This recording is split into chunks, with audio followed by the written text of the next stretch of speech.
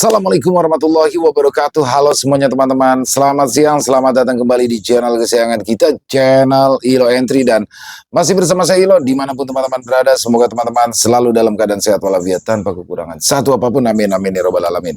Dan pada kesempatan yang baik ini saya akan membawakan satu kisah dari Jenar Moksa. Wow, dan kisah ini adalah kelanjutan ya teman-teman ya, dari kisah wanita suku Osing yang menikah dengan pria dari Kalimantan. Nah, di sini Sekar sudah menikah dengan Arman ya. Sekar ini adalah suku Osing dari Banyuwangi, dan Arman sendiri adalah pendatang juga nih di Kalimantan. Dia juga dari Banyuwangi, tapi sukses tuh di Kalimantan Timur, di Samarinda, membangun bisnis toko bangunan. Nah, di sini Sekar dan Arman setelah menikah akhirnya bisa punya anak, tapi setelah 40 hari anaknya meninggal. Ini masih menjadikan misteri.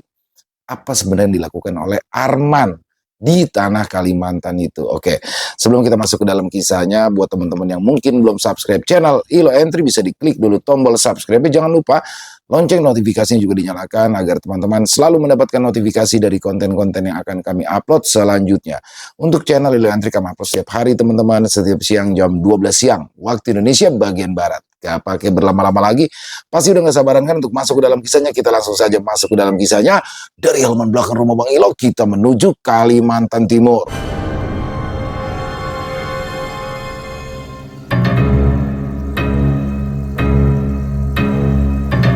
Akhir kisah wanita suku Osing yang menikah dengan pria dari Kalimantan.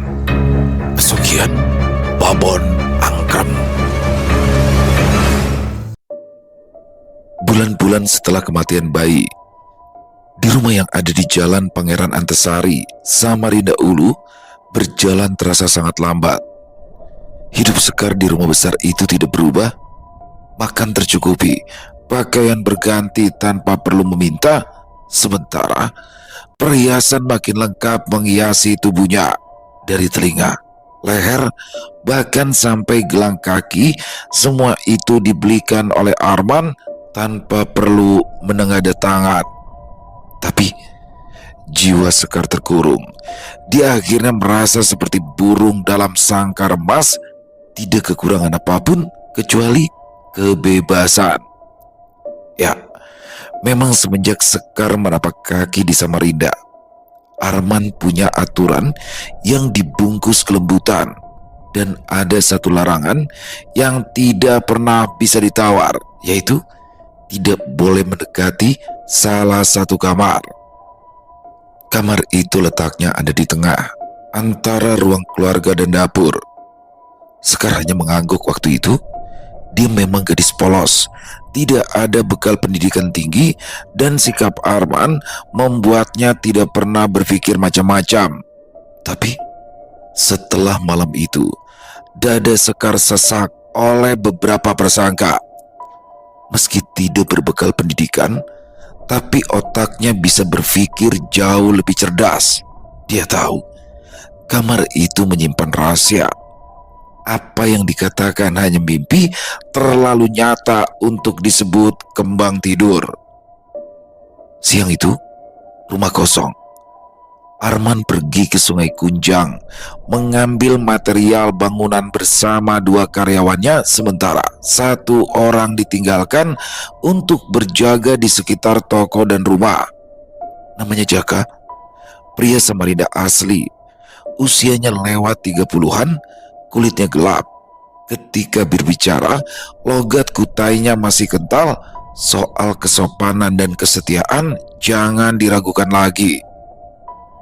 Memakai kaos oblong hitam polos, dipadukan celana jeans robek pada bagian lutut, Jaka duduk di bangku kayu samping toko.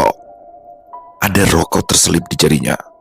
Pandangannya tidak lepas dari jalan raya di depan, sampai-sampai tidak menyadari bila ada yang memperhatikan.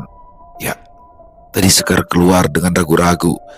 Langkahnya terhenti di ambang pintu, suaranya lembut memanggil, "Kak Jaka?"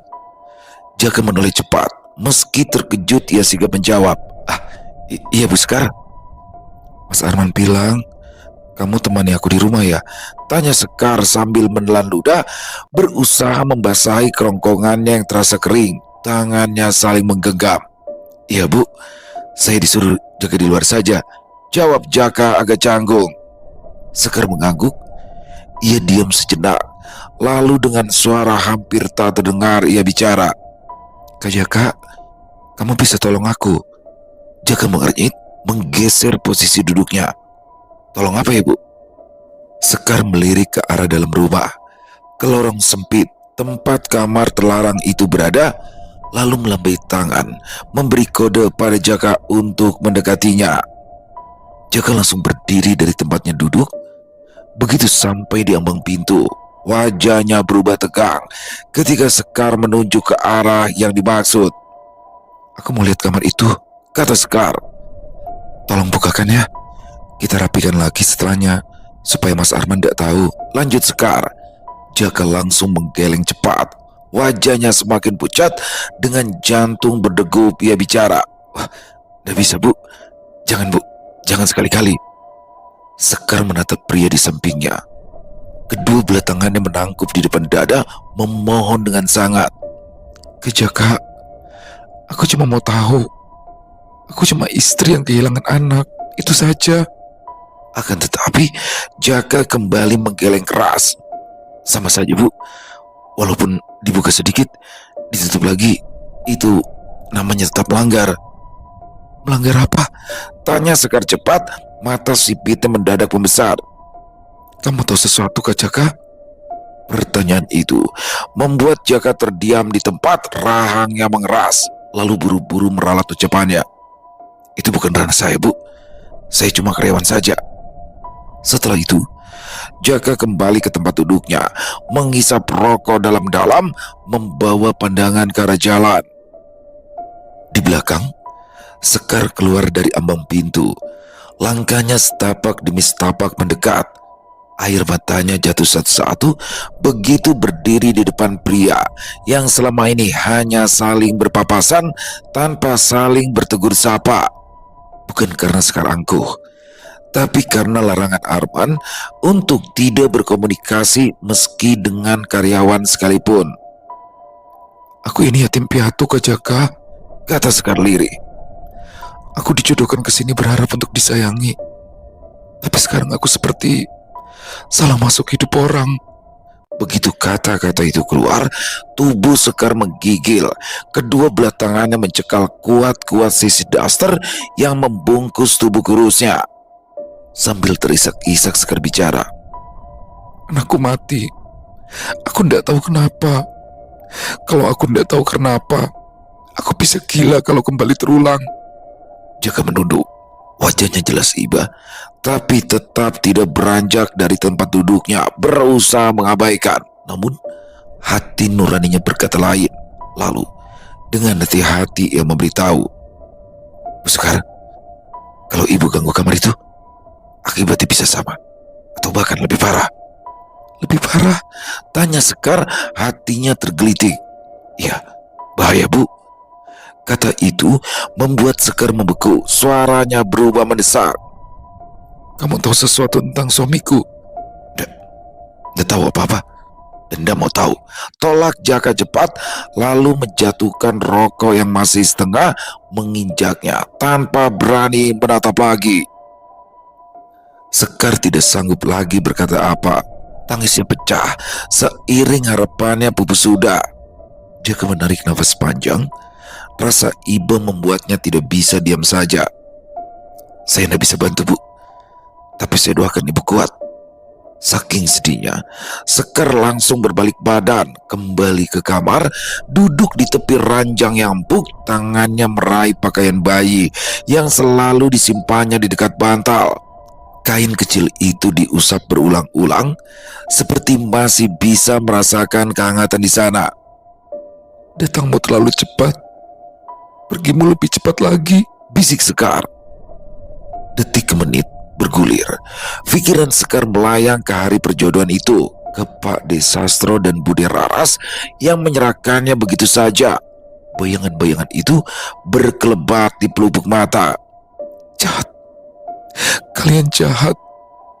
Andai saja aku tetap miskin di Kemiren, Lebih baik lapar daripada begini. Sesal Sekar tidak berujung. Kedua belah tangannya meraba perut. Rasa sakit itu masih terasa meski sang buah hati telah tiada. Dalam kesedihan itu, Sekar rebah. Tubuhnya limbung mendekap gundukan pakaian bayi erat-erat. Diiringi air mata menggelinding satu-satu, dia membatin dalam-dalam. Pade, rasakanlah penderitaanku. Aku tersiksa. Tolong aku, Pade. Sekar berharap ingin menyampaikan wartanya. Akhirnya, Sekar tertidur juga, kalah oleh lelah dan juga tangis yang menguras tenaga. Lalu terbangun oleh usap tangan Kekar di rambutnya. Sekar, mata lembab Sekar terbuka perlahan. Arman sudah duduk di sisi ranjang. Wajahnya teduh seperti biasa, senyum tipis terukir di bibirnya. Di tangannya ada bungkusan daun dan kotak dus kecil. Arman mengulurkannya. Aku boleh oleh khas dari Sungai Kunjang. Kue cincin sama bingka masih hangat. Ini kesukaanmu kan? Sekar bangkit setengah duduk. Hidungnya refleks kembang kempis. Memang, semenjak menapak di rumah ini, dia banyak dikenalkan aneka makanan daerah meski tidak diajak keluar. Arman menyodorkan bungkusan itu seperti biasa. Tangannya sabar membantu, gerakannya hati-hati memperlakukan Sekar seperti benda rapuh. Makan ya, kamu harus jaga stamina, biar cepat sehat, biar cepat hamil lagi. Sekar hampir terdesak mendengar, tapi kembali pura-pura tuli. Aku pengen rumah ini rame, tambah Arman sambil menatap langit-langit kamar. Ada suara bayi, ada suara bocah kecil. Biar ndak kosong begini. Sekar melirik, memutar bola matanya, berpikir paling juga nanti anaknya akan dibunuh lagi. Tapi ia tak berani bicara, sebab tahu satu kata saja yang salah, dia bisa lenyap tanpa jejak, tidak pernah punya kesempatan kembali pulang ke tanah Jawa. Dalam sepersekian detik, Sekar mengubah ekspresi, lalu lekas mengambil kue cincin, mengunyah perlahan, menelan tanpa menikmati. Arman menatap penuh kasih. Tangannya membelai rambut Sekar berkali-kali, mengecup ujung kepalanya sambil berbisik. Jangan pikirkan yang sudah pergi ya. Kita mulai lagi. Sekar tak sudi menjawab. Tiba-tiba, Arman berdiri. Matanya jatuh ke tumpukan kecil di sudut ranjang, tempat samping bantal di mana pakaian bayi tersimpan. Wajahnya yang teduh langsung berubah. Ini harus disingkirkan. Geram Arman, lalu dengan sigap, kasar dan brutal mengambil tas dari dalam lemari, kemudian naik ke atas ranjang dengan garangnya. Sekar tersentak, mencekal lengan Kekar suaminya, berusaha mencegah. Jangan mas. Tapi Arman mengibaskan dengan kasar, seperti orang kesetanan, memasukkan satu persatu pakaian itu ke dalam tas. Gerakannya cepat dan kasar, semuanya tidak luput. Mas, itu teman tidurku. Sekar menangis, kedua belah tangannya terulur, berusaha menghentikan. Tolong jangan mas. Di depan lemari, Arman berhenti sejenak, menoleh, menyapu wajah Sekar dengan tatapan dingin menanggapi. Nanti aku belikan yang baru ya, yang lebih banyak, lebih bagus. Sekarang semua ini harus dibakar. Jangan mas, cegah Sekar. Namun Arman tak peduli. Ia mengambil semuanya sampai yang disembunyikan dalam lemari. Begitu semua pindah dalam tas, Arman menatap tajam ke arah Sekar. Sekarang ini semua harus dibakar. Tidak bagus buat kesehatanmu, juga buat pikiranmu. Wajah Sekar pucat. Lelaki yang berdiri di depannya bukan Arman yang lembut tadi. Dengan langkah lebar, Arman membawa semuanya keluar kamar. Tidak sampai 20 menit, kemudian ia sudah kembali dengan senyuman lembut. Ia duduk di sisi Sekar, menggenggam tangannya, mengecup punggungnya berkali-kali. Maaf ya, kalau aku keras. Jangan bikin aku jadi pria kasar, kata Arman, lalu mengambil kembali kotak kue yang sudah penyok akibat tadi diletakkannya dengan kasar. Sekar diam, perlahan memasukkan ke mulut. Sedikit demi sedikit kue cincin berganti ke kue bingkai yang disuapi Arman. Aku pria paling beruntung. Punya istri sekuat kamu, aku yakin kamu akan bertahan denganku, ungkap Arman sambil terus membingkai wajah cantik Sekar di hadapannya. Kata-kata itu membuat bulu kuduk Sekar berdiri, tapi mengangguk, setuju dianggap bodoh dan itu lebih aman.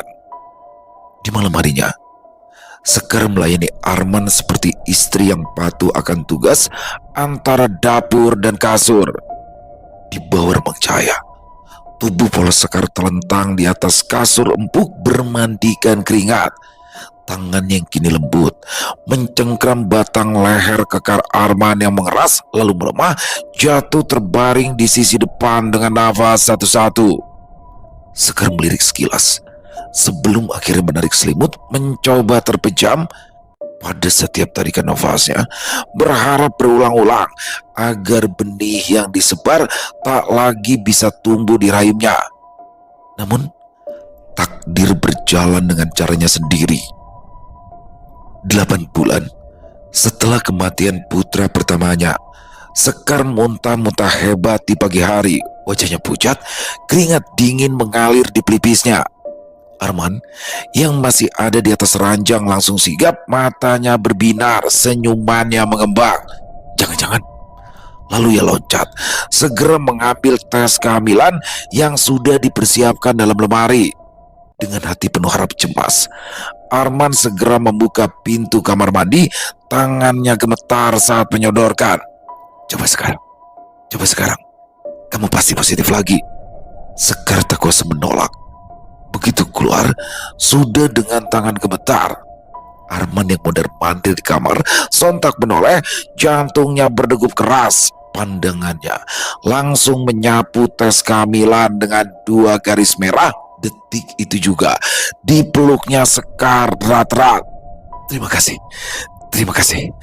Aku tidak rugi, sudah jauh-jauh ke Kemiren mengeluarkan uang yang tidak sedikit demi memperistri kamu, Sekar, bisik Arman berulang. Sekar berdiri kaku dalam pelukan itu. Tes kehamilan di tangannya perlahan jatuh begitu saja di lantai. Hari-hari Sekar berikutnya berjalan seperti hidup seorang ratu. Dia tak lagi diizinkan menyentuh pekerjaan rumah. Arman mendatangkan pembantu rumah tangga, perempuan parubaya bernama Bu Narmi itu diminta datang pagi dan pulang sebelum sore. Tugasnya jelas, memasak makanan segar, membersihkan rumah, lalu pergi, tidak lebih. Ada satu aturan yang tidak boleh Sekar langgar, yaitu tidak boleh berbicara dengan Bu Narmi, dan Bu Narmi pun sudah diperingatkan jangan membuka mulut kecuali ditanya Arman. Pagi itu sudah menjadi rutinitas sebelum berangkat ke toko yang ada di samping rumah. Arman berdiri di tengah ruang keluarga, tangannya terangkat, telunjuknya berputar perlahan, menunjuk satu persatu kamera yang terpasang di setiap sudut ruang tamu, dapur, lorong, bahkan tepat di depan tempat tidur. Semua ada CCTV, kata Arman tanpa emosi mengingatkan. Mas bisa lihat semuanya dari toko sekarang. Sekar hanya mengangguk. Hari demi hari berlalu, hidupnya seperti ratu, dilayani, dimanjakan, tapi tidak boleh bersuara. Pagi itu, jam makan sudah lewat. Biasanya Sekar keluar sendiri, tapi kali ini ia tetap di kamar, menatap langit-langit tanpa fokus. Sementara di dapur, Bu Narmi mondar-mandir, tangannya mengepal di ujung daster, matanya melirik ke arah kamera, bibirnya bergerak tanpa suara, berdebat dalam diri sendiri. Akhirnya, Bu Narmi memberanikan diri merendahkan tubuh. Dia berjongkok, menyusuri lorong, begitu sampai di depan pintu kamar Sekar, buru-buru mengetuk pelan. Di dalam, di atas ranjang empuknya Sekar tersentak. Siapa? Suaranya gugup, ada harapan terselip, tapi langsung pupus begitu saja. Udah dikunci, Mas, masuk aja. Namun kalimatnya terputus ketika suara lain terdengar dari luar. Ini saya, Bu. Sekar langsung terlonjak turun, lekas membuka pintu. Begitu melihat Bu Narmi duduk rendah di lantai, Sekar refleks berjongkok. Mereka sejajar sama kecil di rumah sebesar ini. "Ada apa?" tanya Sekar pelan, nafasnya tercekat mendekatkan wajahnya. "Apa yang mau ibu sampaikan ke aku?" Wajah Bu Narmi memucat, tangannya gemetar. "Nggak Bu, nggak ada apa-apa. Saya cuma nyuruh makan. Takut ibu kenapa-napa, kok nggak keluar-keluar." Sekar menghela nafas panjang. Tubuhnya seperti kehilangan tenaga, lalu terduduk bersandar ke daun pintu. "Aku pikir kamu mau bilang apa ke aku. Karena aku tahu rumah suamiku ini ada yang disembunyikan." Bu Narmi menggeleng cepat. "Itu bukan ranah saya, Bu. Saya tidak berani." Sekar menatapnya lama, lalu suaranya pecah oleh kekecewaan. "Kamu punya anak? Atau keponakan seusiaku?" Bu Narmi terdiam 1000 bahasa. "Kalau anakmu diperlakukan seperti aku, dikurung, diawasi, kehilangan bayi satu persatu, apa kamu tega kalau tidak ada yang menolong?" Air mata Sekar jatuh. "Aku yatim piatu, dijodohkan paman. Hidupku di sini seperti burung dalam sangkar. Sekarang, apakah aku harus kehilangan bayi lagi?" Bu Narmi menggeleng lebih keras, matanya basah, tapi ketakutannya lebih besar. "Saya tidak berani, Bu." Lalu, pelan-pelan Bu Narmi mengangkat tangan, menunjuk kamera di atas pintu kamar. Setelah itu, tanpa berkata apa-apa lagi, merangkak pergi, berjalan dengan lutut dan telapak kaki, merunduk serendah mungkin, menghindari sudut kamera, sampai menghilang kembali ke arah dapur. Sekar masih terduduk lemas. Bukan hanya perut yang lapar, tapi harapan mendapatkan pertolongan hancur sudah. Akhirnya, Sekar keluar ke dapur. Dia makan dalam kebisuan. Tidak lama kemudian, langkah sepatu terdengar dari pintu belakang. Jantung Sekar berdegup keras. Bu Narmi langsung pucat begitu Arman masuk dan tatapan menyapu mereka bergantian tanpa sepatah kata. Lalu Arman tersenyum. "Syukurlah, istriku mau makan. Dia harus jaga kesehatan." Bu Narmi menunduk cepat. "Saya tidak lupa tugas, Pak. Tadi cuma sempat khawatir kalau ibu tidak keluar-keluar." Arman berkata dingin. "Kalau sudah selesai, cepat pulang. Masuk lagi seperti aturan biasa. Jangan banyak bicara." Bu Narmi mengangguk, lalu kembali bekerja dengan tangan gemetar. Arman duduk di samping Sekar. Tangannya bermain-main di rambut istrinya, memilin helai demi helai. Bibirnya mengecup pundak Sekar yang terbungkus daster tanpa lengan, jatuh mengikuti leguk tubuh. Ketika Sekar kembali menyedok nasi, tiba-tiba tangannya dicekal. Dia tersentak, jantungnya seperti mau copot.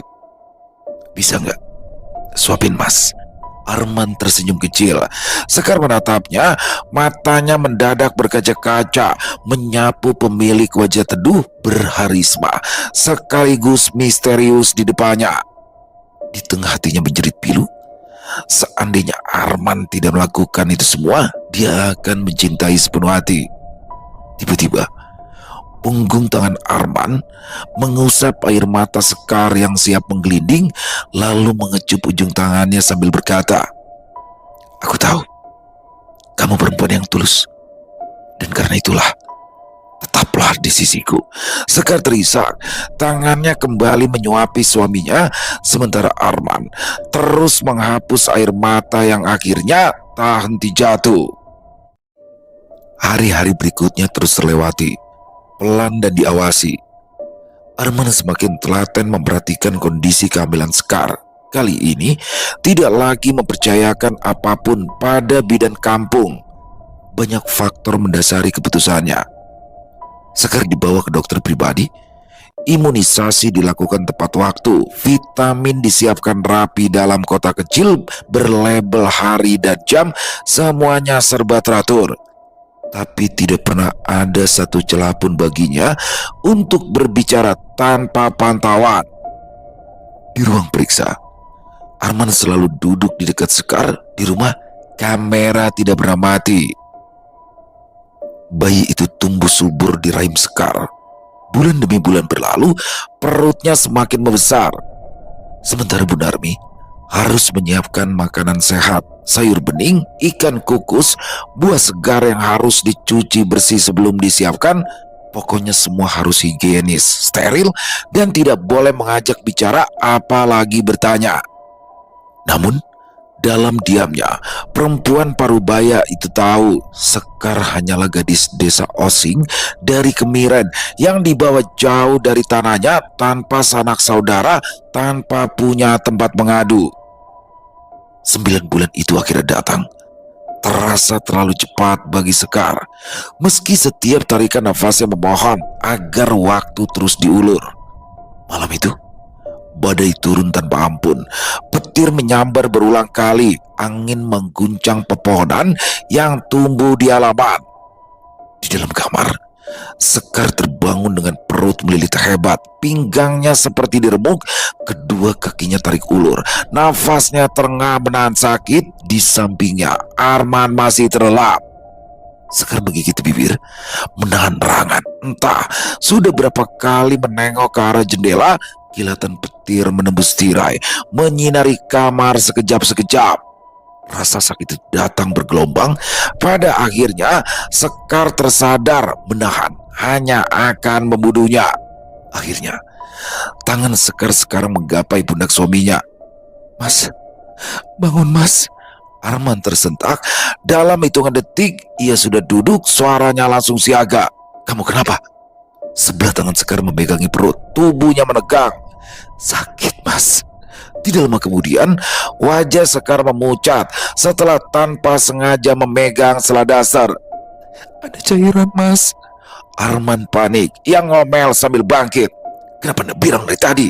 Itu tanda bukan? Kalau bayi lahir di rumah, cuma kita berdua. Bisa mati semuanya, Sekar." Bahu Sekar terguncang. Ia hanya bisa menangis. Arman bergegas mengambil tas berisi pakaian Sekar dan bayi yang sudah dipersiapkannya jauh hari.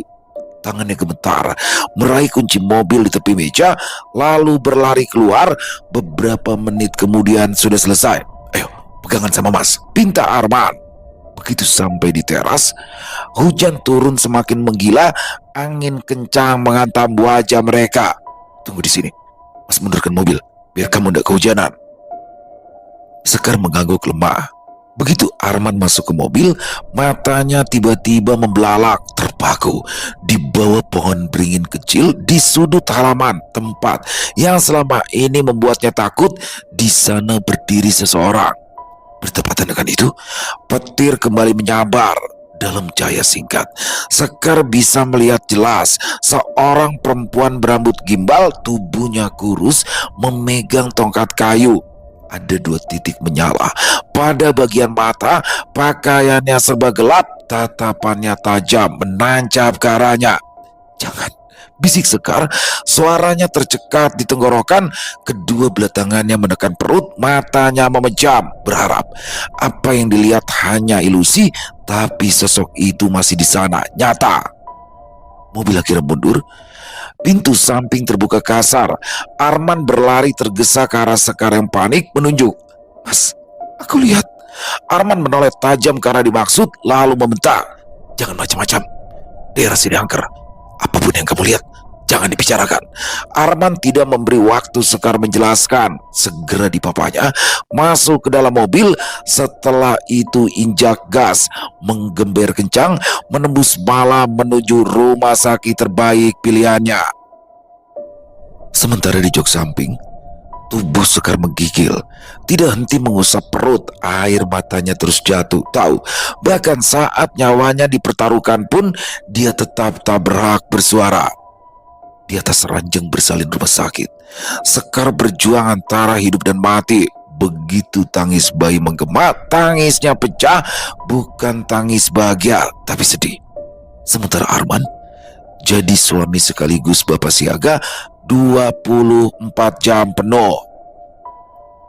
40 hari kemudian, malam itu, seperti biasa setelah kelahiran, udara terasa dingin, dibekap ganjil menusuk hingga ke tulang. Dengan santainya, Arman mengganti pakaiannya. Dia memakai kain jarik tepat di sisi ranjang tanpa atasan. Gerakannya pelan dan hikmat. Di sampingnya, Sekar tertidur pulas. Begitu selesai, dengan hati-hati Arman mengangkat bayi itu dari boksnya. Tangis kecil sempat terdengar, lalu reda begitu saja. Dengan santai, Arman menutup daun pintu kamar dan pergi masuk ke kamar yang hanya boleh dimasukkan oleh Arman. Di dalam, Arman duduk bersila di atas lantai keramik tanpa alas. Di depannya sudah ada sesaji berjajar rapi. Arman menatap sang buah hati lama untuk terakhir kalinya dalam dekapan. Ada kulir bening berkilat di sudut mata, tapi tak ada ruang bagi ragu. Kesempurnaan tinggal selangkah lagi, satu kali lagi. Ya, setelah itu semuanya akan utuh dan kekal. Sebelah tangan Arman mengambil secari kertas, mantra yang terselip di sisi pinggang pada lipatan jarik. Mantra itu sebenarnya sudah dihafal, tapi tetap diletakkan di depan. Lalu tangan Arman terangkat bersama bayi itu ke udara setara tinggi kepala. Tiba-tiba angin kencang menyerbu dalam kamar, disusul aroma busuk menyeruak perlahan, lalu berubah harum menusuk. Bertepatan Arman mulai melafalkan mantra dengan suara mantap. Wahai Gusti yang memegang pintu rezekiku, wahai Ibu yang memiliki berkah dan kelanggengan hidup, kuserahkan darah dari darahku, daging dari dagingku, bukan dengan kata-kata, melainkan dengan nyawa. Ini bukan janji, ini sumpah mati. Ikatan ini tak akan pernah kupatahkan, meski darahku sendiri yang menjadi tumbalnya. Terimalah anak ini sekarang, dan jangan pernah kau ambil kembali apa yang telah kau berikan. Sebab jika sumpah ini kau ingkari, aku tak punya apapun selain kegelapan. Begitu kalimat terakhir selesai, udara di kamar saling sambar. Sosok perempuan tua berambut gimbal itu muncul begitu saja. Wajahnya buruk, kulitnya keriput. Tak ada tawa, hanya tatapan tajam. Tapi di mata Arman, perempuan itu begitu cantik, siap melambaikan selendang, mengulang siklus yang sama, kematian, pelayat, kuburan, lalu menunggu sekali lagi. Arman tetap fokus pada ritualnya, tidak peduli pada hujan turun seperti badai di luar. Sementara itu di kamar utama, dalam tidurnya, Sekar menggeliat. Dadanya naik turun tak beraturan. Bukan karena naluri seorang ibu yang mencubit kesadarannya, tapi suara-suara yang terlalu nyata untuk disebut mimpi. Ya, di luar ada ketukan pelan dan teratur, seperti seseorang menepuk kaca jendela. Sekar mengerang lirih.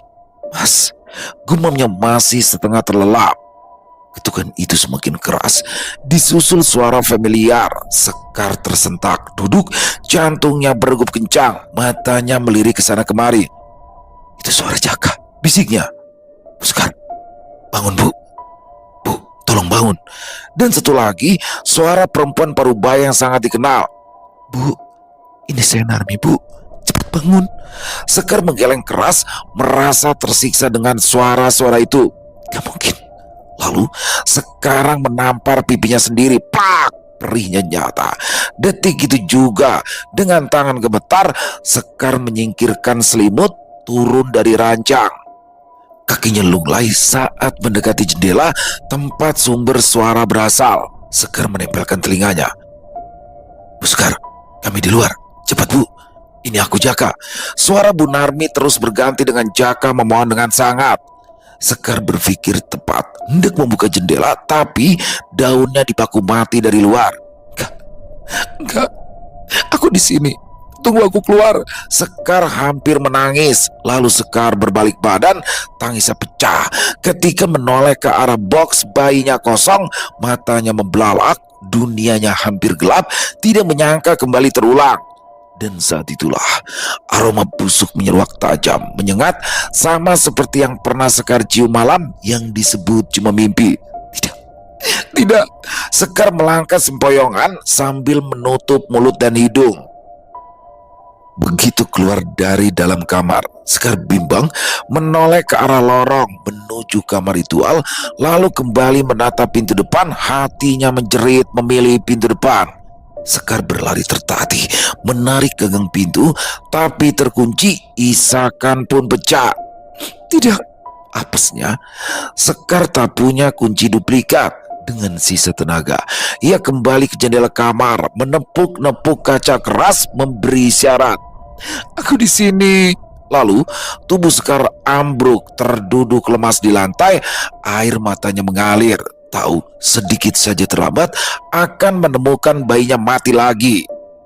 Di luar rumah, tanpa Sekar ketahui, halaman rumah yang luas sudah dipenuhi bayangan manusia.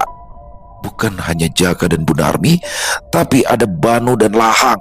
Mereka itu dua karyawan toko Arman, orang setempat. Tubuh mereka kekar, kali ini wajahnya tegang karena geram. Di belakang mereka, beberapa warga mulai berkumpul, tertarik oleh keganjilan terulang malam itu. Dan di tengah-tengah mereka berdiri seorang lelaki tua. Rambutnya putih, panjang sebahu, kulitnya legam. Di lehernya tergantung kalung dari biji-bijian dan tulang kecil. Tangannya memegang sebilah parang pendek yang dibungkus kain merah. Ya, beliau adalah Balian Tua Rampa, orang pintar yang disegani. Datang atas permintaan tolong dari Jaka dan Bunarmi, juga Bano dan Lahang. Balian Tua Rampa berdiri menghadap rumah. Matanya terpejam, bibirnya bergerak melafalkan doa. Tubuhnya bergetar seiring kalimat-kalimat keluar dari bibirnya yang merah. Di belakang, Bunarmi menangis terisak, tangannya saling menggenggam memohon. Pak, tolong Pak, Bu Sekar masih di dalam. Sementara Jaka mengepalkan tangan. Dia sendirian, bayinya juga dalam bahaya. Balian Tua Rampa membuka mata, tatapannya tajam menembus dinding rumah. Sudah dimulai. Makhluk itu sedang menagih. Makhluk apa Pak? Tanya Banu dengan suara bergetar. Balian menghela nafas berat, lalu memberitahu sesuai apa yang dibisikkan. Pesugihan babon angkrem. Semua terdiam. Kata-kata itu terlalu asing, yang artinya induk mengeram. Setan tua yang meminta 7 bayi, bukan 1 perempuan, tapi 7 nyawa. Lanjut Balian Tua Rampa menjelaskan. Bunarmi menutup mulut, tubuhnya hampir ambruk. Ya Tuhan. Balian Tua Rampa melanjutkan, suaranya berat. Pria itu sudah memberi 5. Jaka yang ada di sampingnya menoleh tajam. 5. Balian mengangguk menjelaskan kalau 4 bayi sudah sebelumnya, sementara dari Sekar ini adalah yang kedua, dan 2 perempuan yang dulu menjadi istri Arman kabur setelah mengetahui bila lelaki itu rupanya pemuja setan. Hujan turun semakin deras ketika Balian Tua Rampa mengangkat parang kecilnya. Malam ini kalau tidak dihentikan, maka genap 6. Di balik jendela kamar, Sekar memukul-mukul kaca sambil menangis. Tolong! Dan di kamar ritual, angin berputar makin kencang. Mantra yang diucapkan Arman belum selesai. Dengan begitu, 1 nyawa masih diambang. Kaki telanjang Balian Tua Rampa menghantam lantai paving, lalu menancapkan parang kecil berbalut kain merah tepat di depan ambang rumah. Di antara celah paving, angin mendadak berputar, ditutup parang kembali dicabut olehnya. Buka! Perintah Balian, suaranya menggelegar. Tubuhnya memang masih tampak, tapi sesungguhnya sudah berpindah tempat setelah kaki telanjang tadi mentak. Di dalam kamar ritual, Arman terkejut oleh kehadiran sosok itu. Siapa kau? Jangan ikut campur urusanku. Di ambang pintu, Balian mengangkat tangan, bibirnya bergerak cepat, melafalkan mantra penarik. Tiba-tiba, lampu minyak bergetar, api mengecil lalu membesar, asap hitam menebal, membentuk bayang-bayang perempuan berambut gimbal. Wajahnya remuk, seperti bekas diinjak-injak, tawa melengkingnya memecah ruang. Arman berdiri dari tempat duduknya bersila, mundur 1 langkah. Tidak, kau tidak boleh masuk. bayi di gendongan Arman langsung bisa meronta menangis nyaring. Belian mengangkat parang setinggi dada, matanya tajam mengunci. Arman, berhenti. Ini bukan jalan rezeki. Ini jalan kubur. Arman menatapnya dan menggeram. Ini urusan kekayaanku. Kau tahu siapa aku? Pergi. Belian menggeleng pelan. Kau salah jalan. Itu iblis yang kau sembah. Bayi-bayimu bukan diberkati, tapi dimakan. Kau dijadikan budak dengan imbalan darah dagingmu sendiri. Perempuan yang juga terusik atas kehadiran Balian tua rampa melangkah maju. Dalam pandangan Arman, sesaat wajahnya berubah cantik dan memikat. Jangan lihat, sentak Balian menghentakkan parang ke lantai. Cahaya merah langsung menyambar. Seketika, wajah cantik itu kembali buruk rupa, tawanya melengking, lalu menerjang. Tangan yang panjang berkelebat bersama selendang hitam berusaha meraih bayi. Arman tersentak. Tidak! Gendongannya hampir terlepas. Bayi itu nyaris terjatuh. Secepatnya, Belian melompat ke depan, menghadang, lalu melafalkan penolak. Suaranya naik turun. Pergi! Bentaknya. Perempuan itu menjerit marah. 2 lagi, janjimu 2 lagi, kurang ajar. Sumpah serapa berhambur. Sebelum tubuhnya mengabur, terseret angin keluar rumah. Sunyi jatuh mendadak, hanya tangis bayi yang tersisa. Arman terduduk lemas di lantai, punggungnya bersandar di dinding, tangannya gemetar memeluk bayinya, nafasnya terengah-engah. Di lorong, langkah tergesa muncul. Mas, buka mas, tolong. Sekar menepuk-nepuk daun pintu kamar ritual, suaranya pecah. Arman bangkit. Kakinya sempat tersandung wadah sesaji yang beramburan, lalu membuka pintu. Sekar menyeruak masuk. Sekejap matanya menangkap bayinya masih bergerak, masih menangis dalam gendongan Arman. Anakku, anakku. Sekar menangis keras, merampas bayinya, mendekap erat ke dada. Belian menurunkan parang, lalu mengangkat kedua tangan, berjalan memutari Sekar dan bayi itu, menggambar lingkar pelindung di udara. Cukup, ritual ditutup, kata Balian tua rampa, lalu berbalik, menatap Arman tajam. Rahang yang mengeras menunjuk memakai ujung bilah parang. Berani sekali-kali lagi kau memanggil makhluk itu. Kami tak segan-segan membakarmu hidup-hidup di kampung ini. Balik kau ke Banyuwangi tinggal tulang. Arman langsung bersujud. Ampun, aku takut kehilangan harta. Sekar menoleh, ada ketegasan yang tiba-tiba muncul. Aku tidak butuh suami berharta kalau harus menyembah iblis. Sadar mas, kalau tidak aku akan pergi. Di luar, gedoran keras menggema. Duk duk duk, duk duk duk. Disusul teriakan Lahang, Banu, Jaka dan warga. Cepat keluar atau hangus bersama hartamu. Dasar penyembah setan, pembunuh bayi. Arman tersentak panik. Tanpa diminta berlari keluar. Begitu membuka pintu utama, puluhan mata menatapnya seperti seorang terdakwa. Aku tidak membunuh anakku, teriak Arman tergagap, tangannya mengarah ke depan. Sekar, keluar, bilang. Sekar muncul ragu di ambang, tangannya memeluk bayinya. Dari depan, Bu Narmi tergopoh mendekat. Sini bu, ikut saya. Sekar memilih melangkah ke arah Bu Narmi. Arman menyusul di belakang memohon. Sekar, jangan tinggalkan aku. Tapi Balian menghalangi Arman setengah langkah, parang di tangannya teracung. Ingat, sekali lagi kau sentuh mereka dengan niat kotor, besok kau hangus bersama rumah ini. Arman langsung menangkuk tangan di depan dada. Aku janji Sekar, aku janji berhenti. Jangan tinggalkan mas sendirian. Sekar menatapnya lama, tapi sudah kehabisan cadangan harapan. Aku dengar mas, tapi aku gak bisa tinggal. Bukan malam ini, kata Sekar pelan. Sekar menggeleng, menatap bayinya yang terlelap di gendongannya. Wajahnya damai, tak tahu betapa tipis jarak hidupnya tadi. Besok, kalau masih mau jemput aku di rumah Bu Darmi. Lanjut Sekar tanpa menoleh.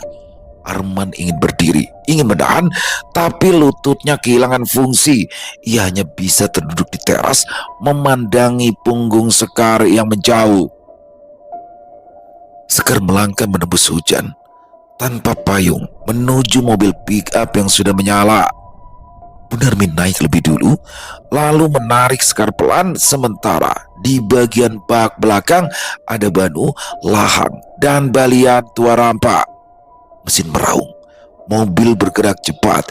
Jaka membawa Sekar dan bayinya pergi dari rumah itu. Sementara Arman masih duduk di sana, begitu suara mesin menghilang, banyak warga yang menatapnya marah pun pergi satu-satu. Akhirnya Arman tertatih masuk ke dalam rumah. Begitu sampai di kamar ritual, ia disambut pemandangan berantakan. Masih memakai kain jarik, Arman jatuh berlutut. Maaf, aku salah. Aku salah. Arman melakukannya bukan untuk memanggil. Kali ini benar-benar menyesal, namun penyesalan datang terlambat. Tiba-tiba sesuatu menghantam dadanya dari dalam. Keras, panas. Arman terpekik, lehernya dicekik sesuatu tak terlihat. Nafasnya sampai tersedak di kerongkongan. Air, tolong, air, teriak Arman parau, tapi tak ada siapa-siapa. Detik berikutnya, tubuh Arman terangkat, lalu terpelanting ke rantai keramik dengan suara berdebum. Punggungnya memutul lantai. Arman tersungkur, matanya melotot, urat di pelipis menonjol, wajahnya mendongak, tangannya mencakar kerongkongan sendiri. Dalam pandangan yang mulai gelap, Arman melihat sosok lelaki tua jauh di kemiran. Pade, jangan bunuh aku, Pade. Pade Sastro. Suara Arman hampir tak keluar. Ya, di sisi lain, di kemiran, Pade Sastro duduk bersila di lantai tanah. Dalam kamar khusus, di depannya terbentang foto Arman dan satu setel baju bekas pakai masih berbau keringat. Media itu ditinggalkan di rumah Sekar. Pesan batin sang keponakan jauh di Samarinda waktu itu akhirnya tersampaikan oleh angin. Meski tahu di Samarinda Arman sedang sekarat, tapi wajah Pade Sastro tak menunjukkan belas kasih. Matanya yang tajam memicing. Kamu sudah kebanyakan dosa, Man. Kepercayaanku sudah kamu selewengkan. Rahang Bude Raras yang duduk mengeras. Air matanya jatuh beranak sungai. Cepat, Pak. Bunuh saja, Pak. Ponaanku sudah disiksa cukup lama, Pak. Tidak terima aku, Pak. Pade Sastro mengangguk pelan. Ia memilih ritual paling singkat, paling kejam. Cukup lewat foto dan pakaian santet Banaspati diamalkan. Rampung, mate, pekik Pade Sastro. Kapan kapokmu, Gerem Bude Raras? Kurang ajar kamu, Arman Prasetyo. Di saat yang bersamaan, tubuh Arman kejang keras, tangannya mencengkram kerongkongan, rasa panas menyiksanya. Di tengah ketidakberdayaan, Arman memaksa bertahan hidup demi kesempatan taubat, tapi nafasnya sudah diputus lalu berhenti. Tubuh kekar itu akhirnya melemas. Arman mati sendirian tanpa satupun tangan menggenggam.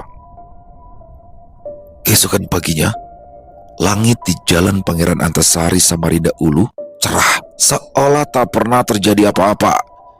Mobil pick-up yang dikemudikan Jaka memasuki pelataran rumah besar milik Arman yang pintu depannya tak ditutup. Ya, begitu. Balian tua rampas sengaja mengantarkan Sekar tanpa menunggu dijemput. Begitu Bu Narmi membukakan pintu, Sekar turun. Matanya sebab tubuhnya letih, bayinya masih terlelap nyaman di gendongan. Lalu Sekar membawa langkahnya ke pintu utama, mengetuk sambil memanggil. Mas, tok tok tok, Mas. Tapi tak ada jawaban. Tanpa pikir panjang, Sekar menekan handle, tidak terkunci. Itu membuat jantungnya berdegup lebih cepat. Bu Narmi menatap Balian yang mendampingi di sampingnya. Pak, masuk saja. Aku jamin keselamatannya, jawab Balian pendek. Langkah Sekar pelan, dia masuk, memanggil dengan suara selembut mungkin, takut membangunkan seseorang yang tertidur terlalu lelap. Mas, aku pulang. Sunyi, sampai langkah Sekar tiba di ruang antara dapur dan ruang keluarga, pintu kamar rahasia itu terbuka. Sekar melongok dan ceritanya pecah. Bu Narmi di belakang ikut berteriak, menutup mulut dengan kedua tangan, lalu buru-buru menopang tubuh Sekar yang hampir limbung. Balian langsung masuk berlutut memeriksa cepat tubuh Kekar yang kondisinya mengenaskan. Suamimu sudah mati. Sekar terduduk, lututnya lemas. Siapa? Siapa membunuhnya? Setan itukah? Setan yang dia sembah? Tapi Balian itu menggeleng pelan. Lalu siapa? Orang yang pernah kecewa. Orang yang pernah mempercayakan kamu padanya. Jawab Balian Tua Rampa. Sekar terdiam. Dia tahu maksudnya, tapi tak tahu harus bersyukur atau menyesal atas kata-kata yang pernah ia lepaskan ke angin. Ya, Sekar tahu bila Pade Sasrowiryo bukanlah orang sembarangan. Beliau pernah menjadi salah satu target pembunuhan di zaman geger dukun santet atau ninja, dan selamat berkat ilmunya. Sejak itu pula lah ia tak pernah lagi mengamalkan, tapi tidak bila diinjak. Sementara Jaka, Banu dan Lahang hanya akhirnya muncul dan bisa saling tatap. Rumah di Jalan Pangeran Antasari Samarinda Ulu kembali ramai oleh pelayat. Cuma kali ini mengantarkan jenazah Arman Prasetyo yang dimakamkan dengan prosesi sederhana. Dan rumah besar itu otomatis berada sepenuhnya di bawah kendali Sekar dan buah cintanya yang tumbuh sehat walafiat tanpa bayang-bayang iblis dan janji berlumur darah. Hari merambat, berhenti bulan. Sebagai yatim piatu, Sekar menemukan saudara bukan pada ikatan darah, melainkan pada sikap. Sekar tahu membawa diri, siapapun akan dihormati selama tahu cara menghormati. Dan hari-harinya tidak merasa sendirian. Ada keluarga besar, Banu, Lahang, dan Bu Narmi yang siaga membantunya dalam segala hal. Terutama Jaka selalu ada untuk Sekar Ayu dan putra sematawayangnya. Berkat bantuan Jaka, Sekar mulai terbiasa dengan tugas Arman. Dia duduk cantik di balik meja kasir, menghitung nota, menerima uang. Pembeli datang silih berganti. Banu dan Lahang keluar masuk, mengantar semen, besi, keramik, dan macam-macam ke alamat pemesan. Selesai. Wow, luar biasa. Kisah dari Jenar Moksa. Waduh, inilah teman-teman. Pada akhirnya orang baik akan dikelilingi juga oleh orang-orang baik ya. Seperti Sekar, bagaimana dia mendapat bantuan dari orang-orang yang ada di sekitar, orang-orang asli Kalimantan, terutama dari Balian Tua Rampa. Jadi dikirimkan untuk menyelamatkan dia tuh teman-teman. Dan alhamdulillah akhirnya anak keduanya berhasil selamat setelah hampir saja ditumbalkan oleh suaminya Arman. Yang mana menurut Balian Tua Rampa ini adalah jenis pesugihan babon ngerem. Wah, ngeri banget. Jadi setiap dia punya anak diambil, punya anak diambil, dan ini harusnya tumbal ke-6 dari 7 tumbal yang harus disiapkan. Dan endingnya nih ya, plot twist banget. Saya pikir dia akan meninggal, si Arman itu akan tewas karena makhluk pesugihan, tapi ternyata enggak. Jadi di sini teman-teman, itu doa ya, doa itu akan sampai, dan ini dibuktikan bagaimana ketika Sekar seperti mengadu akhirnya sampai ke hatinya Pade Sastro, karena ternyata Pade Sastro merupakan seorang dukun juga di Tanah Banyuwangi, bahkan dulunya sempat dijadikan target dari ninja ya teman-teman ya. Kalau teman-teman tahu di tahun-tahun berapa tuh, 80 atau 90 tuh rame tuh kasus dukun-dukun santet di Banyuwangi yang dihabisi oleh para ninja. Nah, Pade Sastro termasuk diantaranya yang selamat, sehingga di situ tanpa banyak pikir dia langsung nyikat si Arman dari jauh dengan nggak tanggung-tanggung. Santet yang salah satu santet yang paling mengerikan yaitu santet Banaspati, luar biasa. Dan di sini alhamdulillah akhirnya Sekar melanjutkan usaha dari Arman dan sukses di tanah Kalimantan. Keren pakai banget. Dan Pade Sastro yang di awal ya, di part 1 itu, wah ini jahat nih Pade Sastro sama Budaya Laras ya kan, tapi ternyata sejahat-jahatnya mereka, bagaimanapun mereka nggak tega dong. Karena dia nggak tahu tuh kalau Sekar bakal dijadikan budak oleh Arman. Dia taunya cuma, ini punya ponakan gue nikah ini. Nah, dia dapat uang dari itu. Udah itu aja. Terlepas dari itu ya pasti dia masih sayang sama Sekar. Keren banget. Dinar, terima kasih atas kisahnya yang luar biasa dan semoga kisah barusan bisa menghibur teman-teman semua ya. Para pecinta penikmat horor misteri, lebih khususnya lagi kepada para subscriber dari channel Ilo Entry. Buat yang suka dengan videonya, bisa diklik tombol like, tombol jempolnya, tombol HP juga, dan boleh dong dibantu di-share ya. Link video ini ke teman-teman yang lain agar juga ikut merasa terhibur. Buat yang punya komentar lain bisa menuliskan di dalam kolom komentar ataupun hanya sekedar saling menyapa. Insya Allah kami akan menjawabnya satu persatu. Di akhir kata saya Ilo mengucapkan permohonan maaf apabila mungkin dalam pembawaan kisahnya barusan ada kata-kata saya yang salah ataupun ada kata-kata saya mungkin yang kurang berkenan. Saya mohon dibukakan pintu maaf yang seluas-luasnya. Sampai berjumpa lagi di konten-konten kami selanjutnya. Masih bersama saya Ilo di channel Ilo Entry. Salam sehat, sukses selalu untuk kita semua. Wassalamualaikum warahmatullahi wabarakatuh.